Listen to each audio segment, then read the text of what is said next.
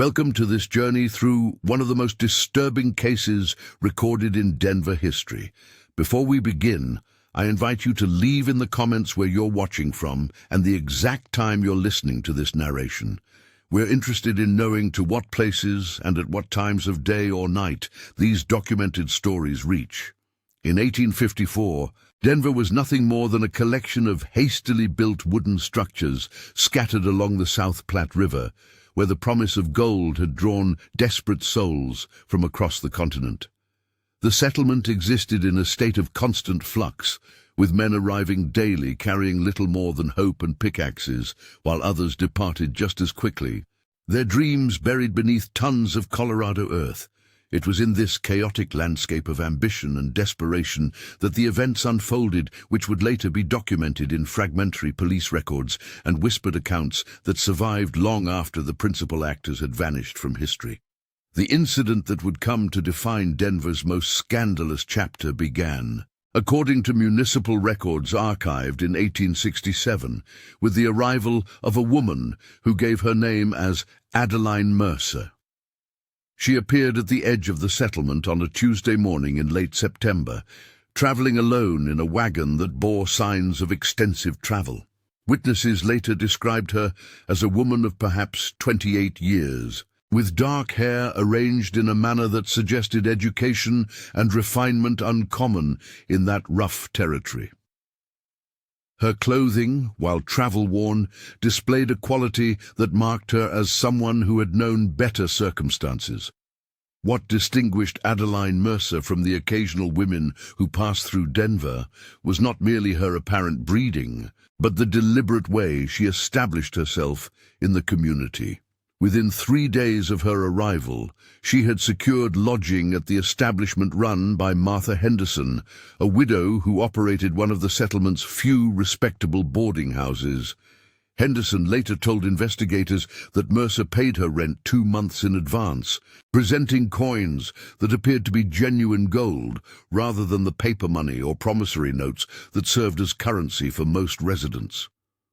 The boarding house sat on what would later become Larimer Street, a 2-story structure that Henderson's deceased husband had built from lumber hauled over difficult terrain from the nearest sawmill.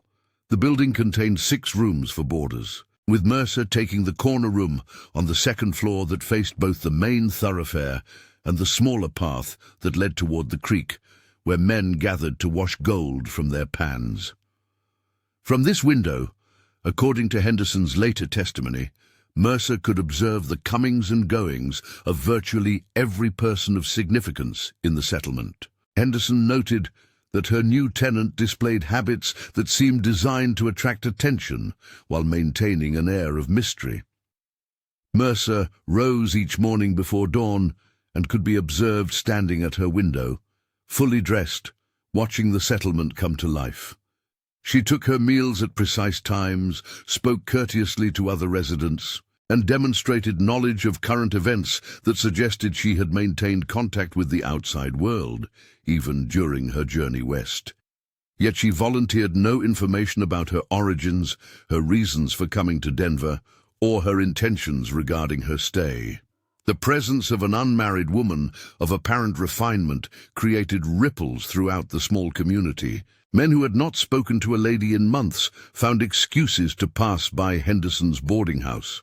Wives of the few married couples in Denver viewed Mercer with suspicion that bordered on hostility. Children were instructed to avoid the strange woman who appeared at her window at odd hours, sometimes standing motionless for long periods as if waiting for something specific to occur. It was during her 2nd week in Denver that Mercer began what Henderson later described as a systematic campaign to ingratiate herself with the settlement's most prominent men. She attended the Sunday gatherings that served as both religious service and community meeting, where she demonstrated familiarity with Scripture that impressed the makeshift minister. She visited the few establishments that sold supplies, engaging proprietors in conversations about their backgrounds and business prospects. Most significantly, she began appearing at the evening gatherings where men discussed claims, shared rumors about new gold discoveries, and debated the political future of the territory. The effect of Mercer's presence at these informal meetings was immediate and profound. Men who had grown accustomed to the rough camaraderie of frontier life suddenly became conscious of their appearance and manner of speech. Conversations that had previously centered on practical matters of mining and survival began to include topics they believed might interest an educated woman. Some men began visiting Henderson's boarding house during daylight hours, ostensibly to inquire about room availability or to conduct business with Henderson, but obviously hoping for encounters with the mysterious tenant.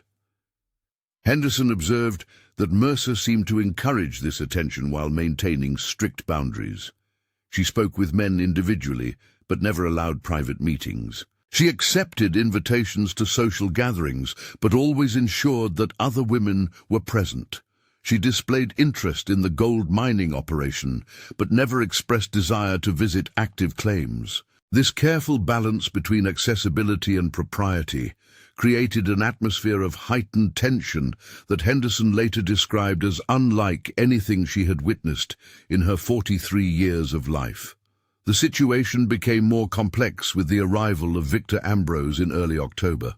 According to records maintained by the Territorial Government Office, Ambrose had traveled from St. Louis, where he claimed to represent a consortium of investors interested in purchasing successful mining claims. Unlike most newcomers to Denver, who arrived with little more than basic tools and provisions, Ambrose brought a wagon loaded with surveying equipment, legal documents, and personal belongings that suggested both wealth and permanence. He wore clothes appropriate for city life, spoke with the accent of Eastern education, and demonstrated familiarity with business practices that impressed even skeptical prospectors. Ambrose established himself at the settlement's only hotel, a structure that dignified its name through pretension rather than comfort.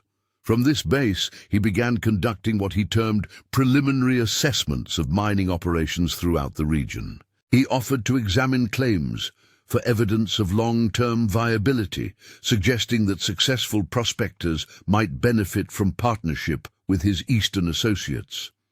His approach combined apparent expertise with promises of capital investment, a combination that proved irresistible to men who had discovered gold but lacked resources for large-scale extraction.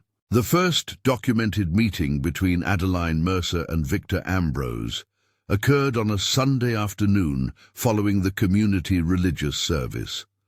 Several witnesses reported seeing them engaged in conversation near the creek, where women typically washed clothing and men cleaned their mining equipment. The conversation lasted approximately 20 minutes, during which both parties maintained the formal distance appropriate for unmarried individuals meeting in public. However, observers noted a quality to their interaction that suggested prior familiarity, though neither had acknowledged knowing the other. Martha Henderson later testified that both Mercer and Ambrose appeared changed following this initial public meeting. Mercer, who had maintained rigid daily routines since her arrival, began varying her schedule in ways that seemed deliberately calculated to create opportunities for chance encounters. Ambrose, who had dedicated his first weeks in Denver to systematic examination of mining claims, began spending increasing amounts of time in the settlement itself, often appearing at locations where Mercer was known to conduct her daily activities. The nature of their relationship remained ambiguous for several weeks, with their public interactions limited to the brief conversations appropriate for acquaintances meeting by coincidence. Yet residents of the small community began to notice subtle changes in both individuals that suggested a connection beyond casual friendship. Mercer began paying greater attention to her appearance, arranging her hair in more elaborate styles and wearing dresses that, while modest, displayed greater care in their selection and maintenance. Ambrose purchased new clothing from the settlement's limited merchandise and began attending social gatherings where his presence had not previously been expected. The first concrete evidence of a relationship between Mercer and Ambrose appeared in the form of a letter discovered weeks later among papers scattered in Henderson's boarding house. The letter, written in a feminine hand, contained only a few lines suggesting a meeting at the place where the cottonwoods grow thickest after the evening meal but before full darkness. The letter was unsigned and contained no explicit identification of sender or recipient, but handwriting analysis conducted years later confirmed that it had been written by Mercer. Henderson reported that during late October, Mercer began requesting evening meals earlier than had been her custom, claiming that she wished to take walks before retiring for the night. These walks initially followed predictable routes around the settlement, but gradually extended toward areas where cottonwood trees grew along the creek banks. Henderson noted that Mercer always returned within 2 hours, appearing calm but displaying a heightened awareness of her surroundings that had not been evident previously. Simultaneously, several residents reported encountering Ambrose during evening hours at locations that seemed to have no connection to his stated business interests. He was observed near the creek on multiple occasions, sometimes carrying what appeared to be surveying equipment, but never actually engaged in surveying activities.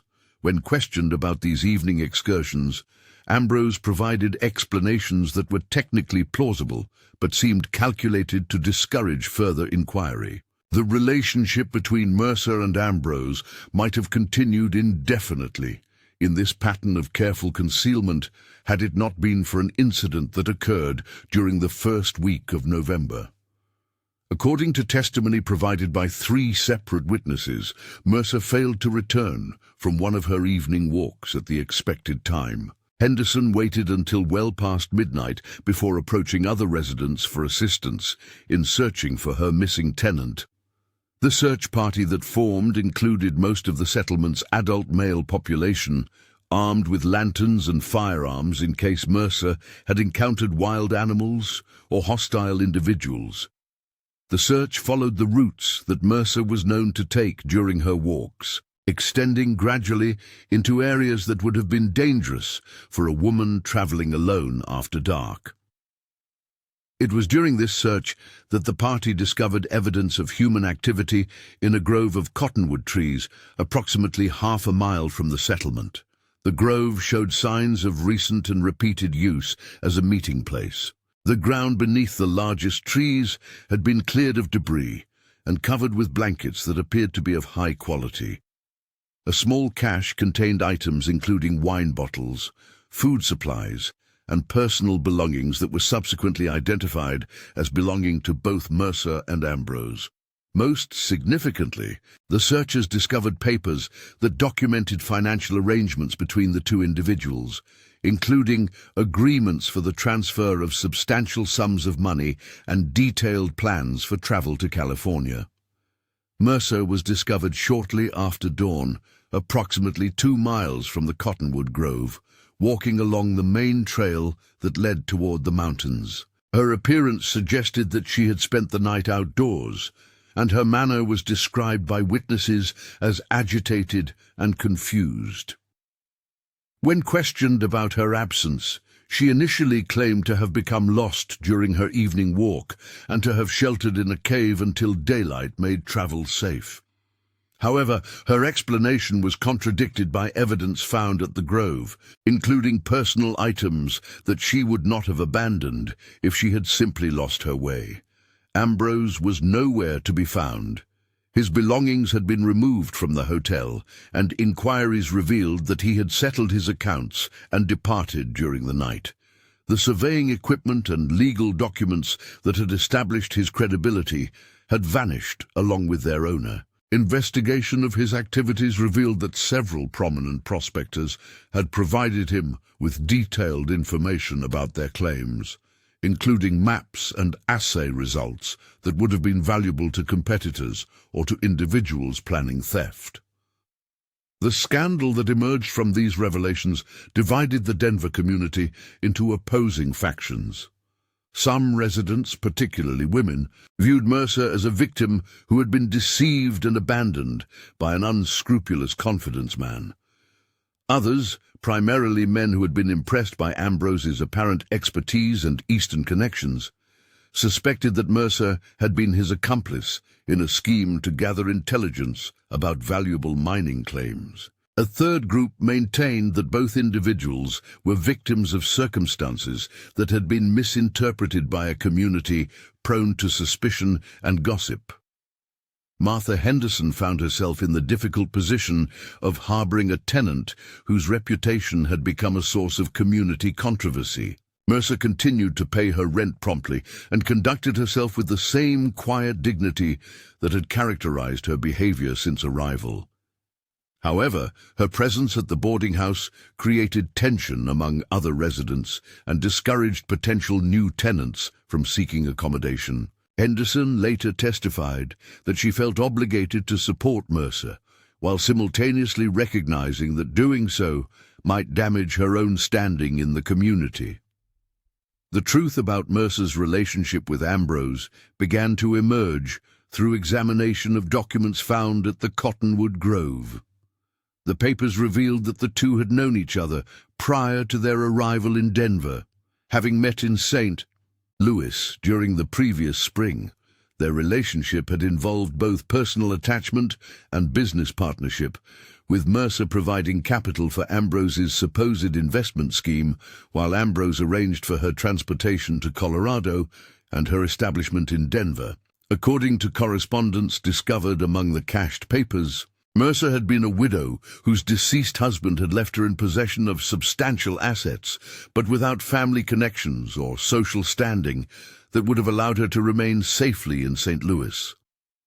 Ambrose had approached her with a proposal that combined marriage with business opportunity, suggesting that they could establish themselves in Colorado as a respectable couple, while using insider information about mining claims to build a fortune that would allow them to return east in triumph. The plan had required Mercer to arrive in Denver separately from Ambrose and to establish herself as a single woman of mysterious background, a role that would allow her to gather information from prospectors who might be reluctant to share details with a married couple or obvious business partnership. Ambrose would arrive later, representing himself as an Eastern investor, and would use the intelligence gathered by Mercer to identify the most valuable claims for purchase or, if necessary, for more direct appropriation. The scheme had functioned successfully during its initial phases, with Mercer gathering detailed information about mining operations throughout the region, while Ambrose established credibility through his apparent expertise and Eastern connections. Their secret meetings in the Cottonwood Grove had allowed them to coordinate their activities and plan their eventual departure from Denver with information and possibly assets that would establish them permanently in California. However, the relationship between Mercer and Ambrose had become complicated by factors that their correspondence revealed only indirectly. Mercer's letters suggested that she had developed genuine attachment to her partner that extended beyond their business arrangement, while Ambrose's responses indicated that he viewed their association primarily in practical terms. This disparity in emotional investment had created tensions that culminated in the confrontation that led to their final meeting at the Grove. The documents suggested that Ambrose had intended to depart Denver alone, taking with him both the intelligence they had gathered and the capital that Mercer had provided for their joint venture. Mercer had discovered this intention and had attempted to confront him during their final meeting, leading to an encounter that neither had anticipated. The papers scattered at the Grove included a hastily written note in Ambrose's handwriting that read simply, A. The arrangement cannot continue as planned. Circumstances require immediate departure. Do not attempt to follow or to contact associates in California. Mercer's discovery alone and confused on the mountain trail appeared to have resulted from her realization that she had been abandoned not only personally but financially. leaving her stranded in a frontier settlement with limited resources and a reputation that had become a liability. Her confused state, when found by the search party, may have reflected genuine shock at the collapse of plans that had represented her only apparent means of escaping an untenable situation in St. Louis. The aftermath of these revelations created lasting changes in Denver's small community. Several prospectors discovered that information they had shared confidentially had been recorded in detail in the papers found at the Grove, leading to disputes about claim boundaries and ownership that persisted for years. Trust between community members, already fragile in a setting where survival often depended on cooperation, became increasingly difficult to establish and maintain. Mercer remained in Denver through the winter of 1854, continuing to board with Henderson despite the ongoing controversy surrounding her presence. Her behavior during this period was described by observers as subdued but dignified, with no apparent attempts to justify her actions or to solicit sympathy for her situation. She attended community gatherings when invited, but spoke little, and avoided conversations about her relationship with Ambrose or her plans for the future. During the spring of 1855, Mercer began making preparations for departure from Denver. She sold personal belongings that would be difficult to transport and arranged for letters to be sent to contacts in California, presumably establishing connections that would allow her to begin life elsewhere. Henderson later reported that Mercer seemed resigned to her circumstances, but displayed no bitterness toward the community that had judged her harshly or toward the man who had abandoned her. The final documented appearance of Adeline Mercer in Denver occurred on a Tuesday morning in May 1855, when she boarded a wagon bound for the California Trail. Henderson and several other residents gathered to witness her departure, though whether from curiosity, compassion, or a desire to ensure that she actually left was never clearly established. Mercer acknowledged the small crowd with a polite nod, but spoke to no one during her final moments in the settlement. The wagon carrying Mercer disappeared beyond the horizon that led toward the mountain passes, beginning a journey that would take weeks to complete and would expose travelers to dangers ranging from weather to hostile encounters with individuals or groups determined to profit from the vulnerability of others. No subsequent communication was received from Mercer, and no reliable reports reached Denver regarding her safe arrival in California or her establishment of a new life in that distant territory. Victor Ambrose similarly vanished from documented history following his departure from Denver. Inquiries sent to St. Louis revealed that the investment consortium he claimed to represent had no record of employing anyone by that name, and that the credentials he had presented were skillful forgeries.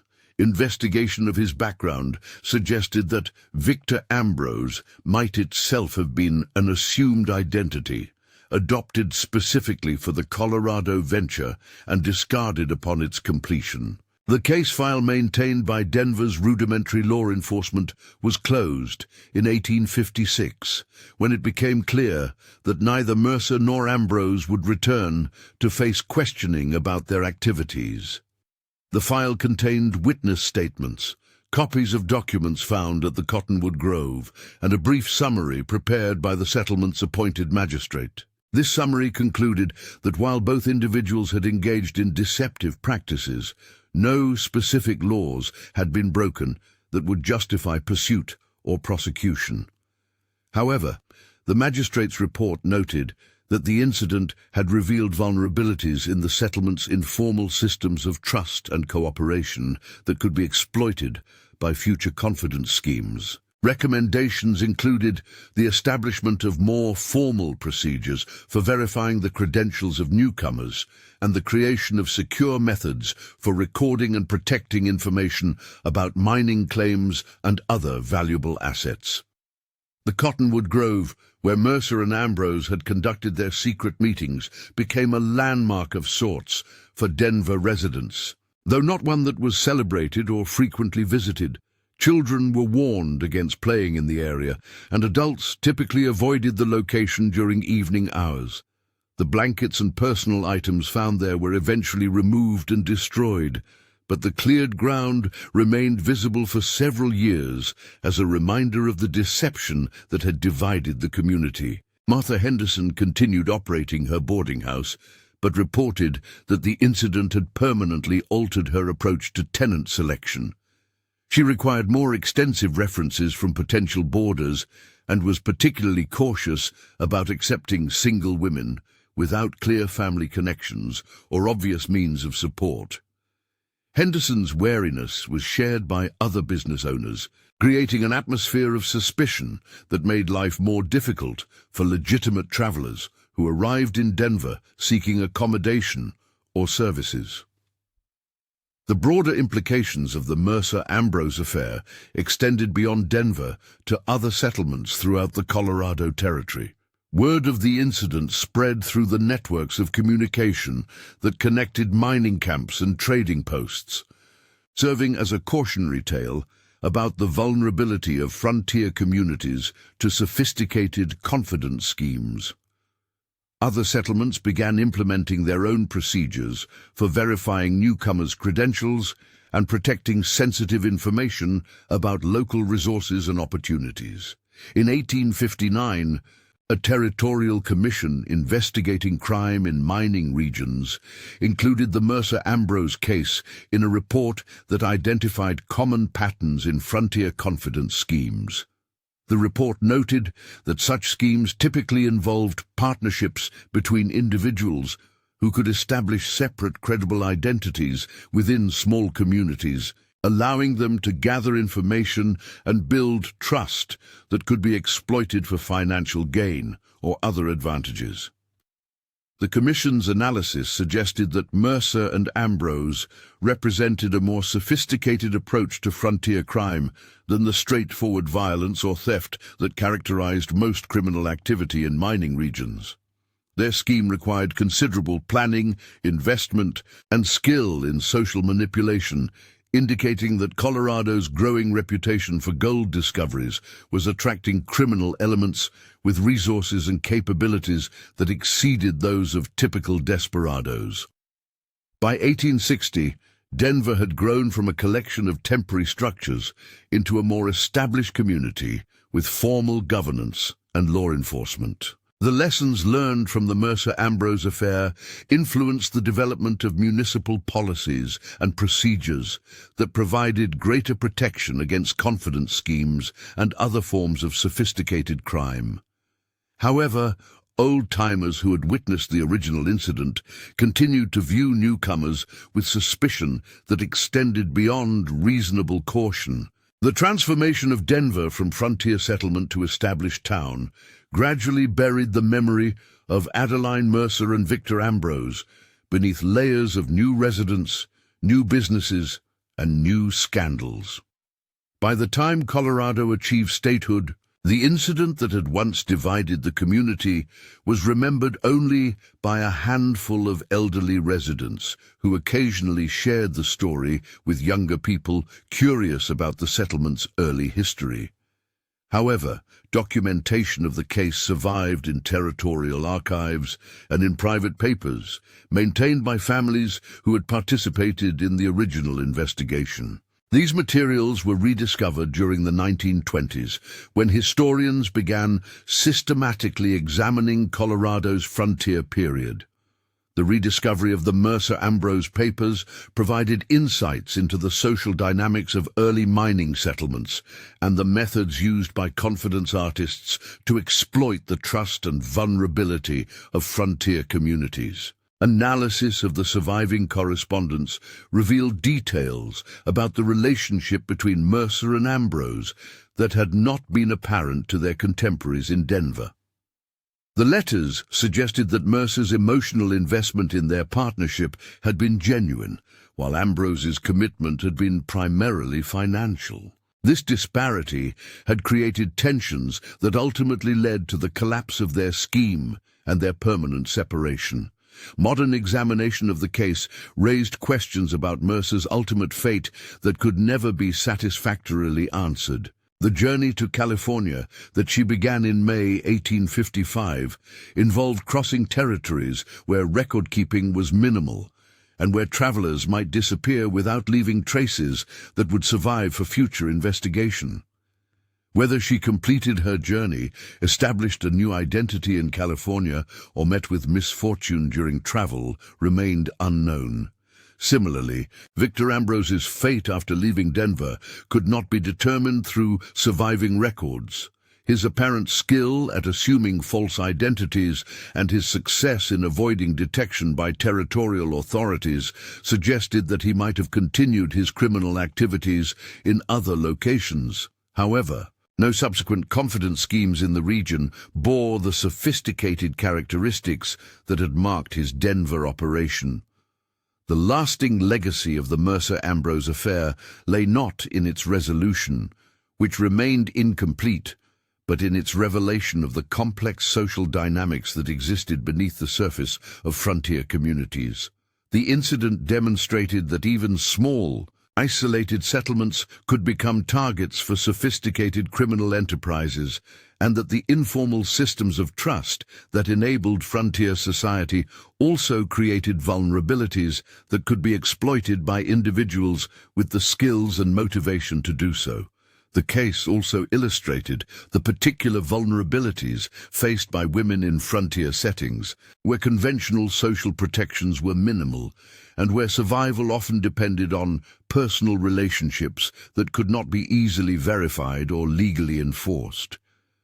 Mercer's apparent desperation to escape her circumstances in St. Louis had made her vulnerable to Ambrose's manipulations, while her subsequent isolation in Denver had limited her options for responding to his betrayal. In 1867, the territorial government ordered that papers related to unresolved criminal cases be transferred to permanent archives. The Mercer-Ambrose file was included in this transfer, where it remained largely forgotten until its rediscovery decades later. The file contained no final disposition of the case, no resolution of the questions it had raised, and no closure for the community members who had been affected by the incident. The Cottonwood Grove, where Mercer and Ambrose had met, continued to exist as Denver expanded around it, though its significance was gradually forgotten as the original witnesses aged and died. By the end of the 19th century, the area had been incorporated into the growing city, and new construction had obliterated most traces of the clearing where their meetings had taken place. A small park eventually occupied part of the original site, though no marker indicated its connection to the settlement's early history. The boarding house operated by Martha Henderson survived into the 1870s, when it was demolished to make way for more substantial commercial construction.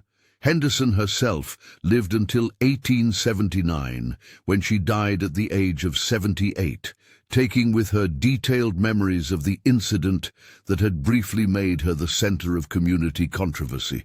Her death marked the passing of the last person who had direct personal knowledge of both Mercer and Ambrose. The hotel where Ambrose had stayed was destroyed by fire in 1863, along with any records that might have provided additional information about his activities in Denver.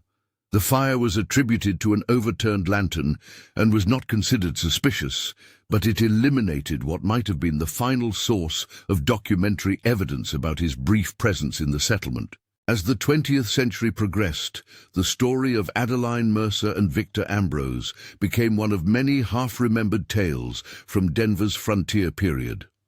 Historians occasionally encountered references to the case in their research, but the incomplete nature of surviving documentation made it impossible to develop a comprehensive understanding of what had actually occurred or what had ultimately happened to the principal participants.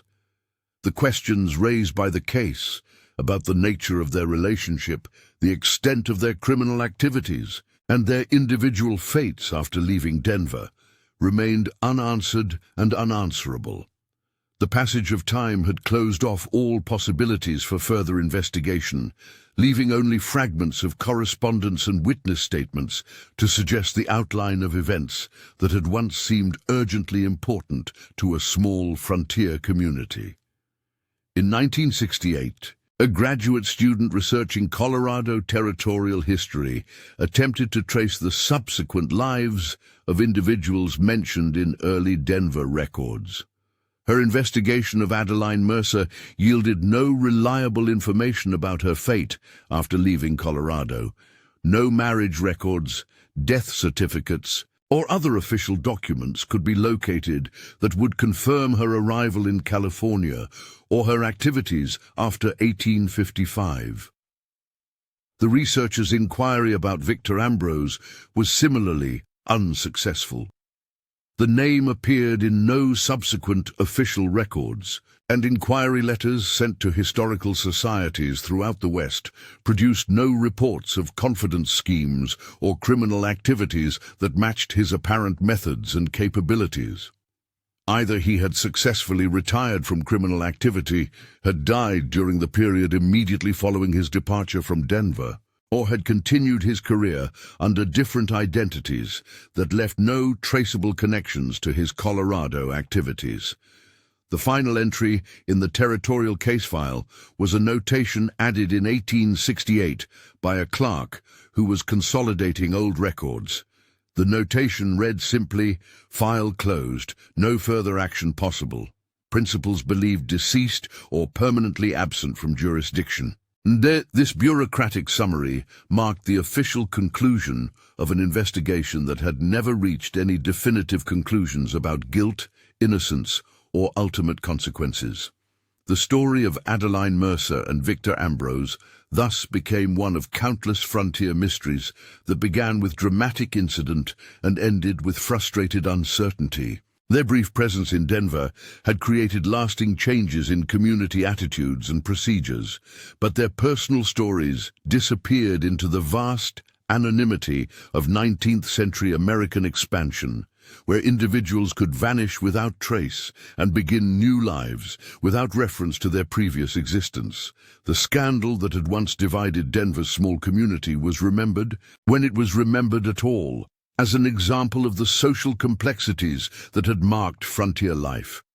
The incident served as a reminder that beneath the apparent simplicity of frontier society lay networks of relationships, motivations, and deceptions that could prove as intricate as those found in more established communities. What appeared to be a straightforward story of confidence and betrayal revealed itself, upon closer examination, to involve questions about identity, survival, and the lengths to which desperate individuals might go to escape circumstances that had become untenable. And perhaps that complexity was itself the most important legacy of the affair. The recognition that frontier communities, despite their physical isolation and apparent simplicity, were as vulnerable to human weakness and deception as any other form of society, and that the dreams and desperation that drove westward expansion could create opportunities for both genuine transformation and sophisticated exploitation. The years passed, and Denver transformed from a rough mining settlement into a proper city, with electric lights replacing oil lamps and paved streets covering the muddy paths where prospectors once trudged with their dreams. Yet in the oldest archives of the Colorado Historical Society, filed away in a box marked simply "Territorial Crimes, Unresolved," the Mercer-Ambrose case remained as one of the territory's most intriguing mysteries. In 1964, during renovations of what had been Henderson's boarding house site, construction workers discovered a metal box buried beneath the foundation. The box contained personal items that were subsequently identified as belonging to Adeline Mercer: jewelry, letters, and a diary covering her final weeks in Denver. The diary entries, written in an increasingly unsteady hand, revealed the depth of her desperation and the extent of Ambrose's betrayal. The final entry, dated 2 days before her departure, read, "He has taken everything, not just the money, but the future we planned. I have nowhere to return to and nowhere safe to go. The women here look at me as if I carry disease. The men see only what they wish to see.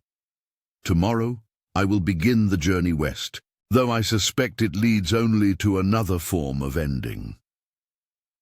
The discovery of Mercer's buried possessions suggested that she had hidden these final remnants of her previous life before departing Denver, perhaps hoping to return someday to reclaim them, or perhaps simply unable to carry the weight of her past into an uncertain future. The fact that the items remained undisturbed for over a century indicated that she had never returned to retrieve them. A photograph found in the metal box showed a younger Adeline Mercer standing beside a well-dressed man in what appeared to be a formal studio portrait. On the back, in faded ink, someone had written St. Louis 1853 before the Troubles began. The man was not Victor Ambrose, suggesting that Mercer's story contained elements that had never been revealed to the Denver community. The photograph and diary were donated to the Colorado Historical Society, where they joined the territorial records as the final additions to a case that had begun with scandal and ended with silence. Researchers who examined the materials concluded that Adeline Mercer represented one of countless individuals who had been swallowed by the immensity of westward expansion, leaving behind only fragments of evidence that they had ever existed. No similar discovery was ever made regarding Victor Ambrose. His trail remained as cold in 1964 as it had been in 1855. Suggesting either exceptional skill in covering his tracks or an end that had left no traceable remains. The sophistication of his Denver operation suggested capabilities that might have taken him far from Colorado, into territories where record-keeping was even more primitive and where a skilled confidence man could operate indefinitely without detection. The final assessment of the case, prepared by territorial historians in 1968, concluded that the Mercer-Ambrose affair represented a perfect example of frontier justice, or rather, the absence thereof. The complexities of their relationship, the ambiguities of their crimes, and the limitations of territorial law enforcement had combined to create a situation where truth remained elusive and justice impossible to achieve. In the end, what remained was not answers, but questions, not resolution, but mystery, not justice, but the simple passage of time that eventually buried all human schemes beneath layers of progress and forgetting. The Cottonwood Grove had given way to city streets, the boarding house to commercial buildings, and the rough settlement to modern Denver. But somewhere in the archives, the story waited for anyone curious enough to wonder about the price of dreams deferred and trust betrayed. The case file was finally sealed in 1969, marking the official end of an investigation that had spanned over a century. The notation read, "Investigation concluded. Historical interest only. No living witnesses remain." And perhaps that was the most appropriate ending for a story that had begun with secrets and ended with silence, filed away in the darkness of official archives, where the ghosts of frontier ambition could rest undisturbed by the demands of justice or the weight of judgment.